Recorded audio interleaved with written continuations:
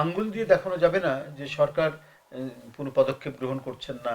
যদি ভুলের পরিমাণটা বেশি হয় তাহলে সরকারকে তো এর খেসারত দিতে হবে। তো অনেকেরই দেশ পরিচালনা করার অভিজ্ঞতা কম, মানে কম ছিল, কিন্তু তারাও অভিজ্ঞ হয়ে উঠছেন এবং 100 দিনের মধ্যে আমি মনে করি কিছু তো সমালোচনা থাকবেই, আলোচনা সমালোচনার মধ্যেও মোটামুটিভাবে একটা স্থিতিশীলতা আহ, অর্জন করতে সক্ষম হয়েছে। 3 মাসে তো আর মূল্যায়ন করা যায় না। আঙ্গুল দিয়ে দেখানো যাবে না যে সরকার কোনো পদক্ষেপ গ্রহণ করছেন না, বা সরকারের ভুল নীতির কারণে, বা সরকার চোখ বুজে আছে, এই ধরনের কথা বলা যাবে না। আমরা দেখেছি যে তারা বিভিন্ন ধরনের পদক্ষেপ নিয়েছেন।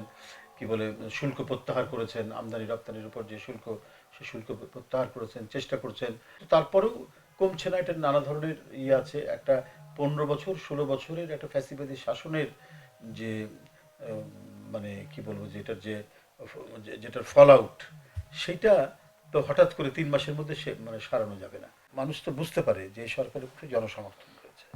এই জনসমর্থন যখন রয়েছে, তো তখন তো বিপ্লবী সরকারের কি ভূমিকা নেওয়া দরকার সেটা তো নেওয়া উচিত।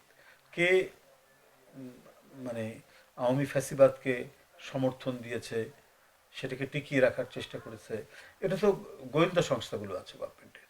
গোয়েন্দা সংস্থাগুলো সরকারকে জানাবে এবং সেটা তারা করবে, ব্যবস্থা নেবে, সেটা তারা কার্যকর করবে। তো সেটা যদি করতে না পারে তাহলে তো সরকার নিজেই নিজের বিপদ টেনে নিয়ে আসবে।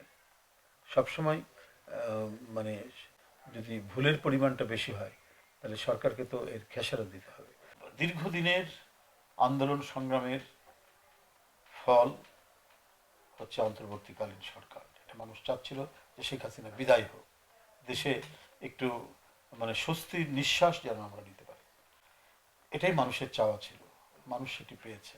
এখন তার এই চাওয়া, এই প্রত্যাশাটা যেন সত্যিকার অর্থে আরো বাস্তবভাবে ফুটে উঠতে পারে, সেই জন্য ওই যে আবারও বলেছে যে অংশীজন যারা যারা গণতান্ত্রিক আন্দোলনে সামিল ছিলেন, যারা গণতন্ত্র মনা রাজনৈতিক দল, সুশীল সমাজ, মিডিয়া, সব মিলে একত্রিত হয়ে আমাদের অবাধ সুষ্ঠু নির্বাচন এবং মত প্রকাশের যে স্বাধীনতা, গণতন্ত্রের যে অপরিহার্য উপাদানগুলো রয়েছে, সেই উপাদানগুলোর যাতে সঠিক চর্চা হয়, সেই উপাদানগুলো যাতে চর্চিত হয়, সেটা আমাদেরকে দেখতে হবে। এবং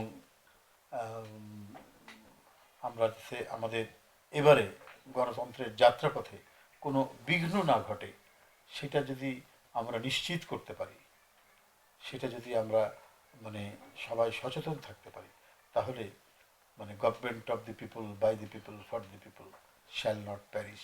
আমি শ্যাল নট প্যারিসের কথাটা বলছি। প্যারিস ধ্বংস হওয়া, এটা কখনোই ধ্বংস হবে না যদি সত্যিকার অর্থেই জনগণের দ্বারা, জনগণ কর্তৃক এবং জনগণের জন্য সরকার গঠিত হয়।